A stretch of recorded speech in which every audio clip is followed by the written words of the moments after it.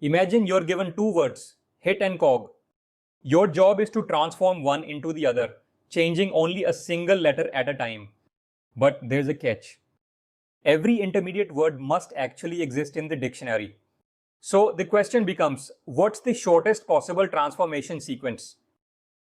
This problem is really a shortest path problem in disguise. Every valid word becomes a node, and every one-letter transformation becomes an edge.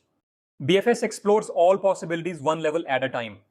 That means, the moment we reach the target word, we already know we found the shortest path. DFS can't make that guarantee. It might wander down a much longer route first. The implementation is surprisingly elegant. We start with a queue containing the beginning word.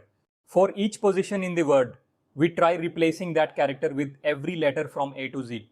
Whenever a newly generated word exists in our dictionary and hasn't been visited before, we add it to the queue. This systematic expansion is exactly what allows BFS to discover the shortest transformation. Here's where things get interesting. Instead of searching only from the start word, we can search from both ends at the same time. One BFS expands forward from the source. Another expands backward from the target. When the two searches meet in the middle, we found the answer. This dramatically reduces the number of nodes explored and can make the solution exponentially faster on large datasets.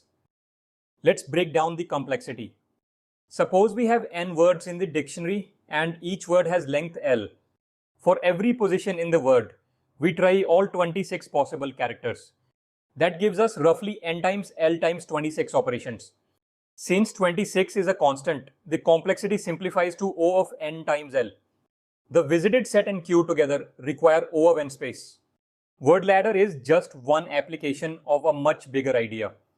BFS powers shortest path searches across countless real-world systems. Social networks use it to measure degrees of separation between people. Professional networking platforms use similar concepts to find connection paths. Network routers use shortest path algorithms to move data efficiently. Even spell-checking systems rely on related techniques to find the closest valid words. Once you understand BFS, you're learning a tool that appears everywhere in computer science.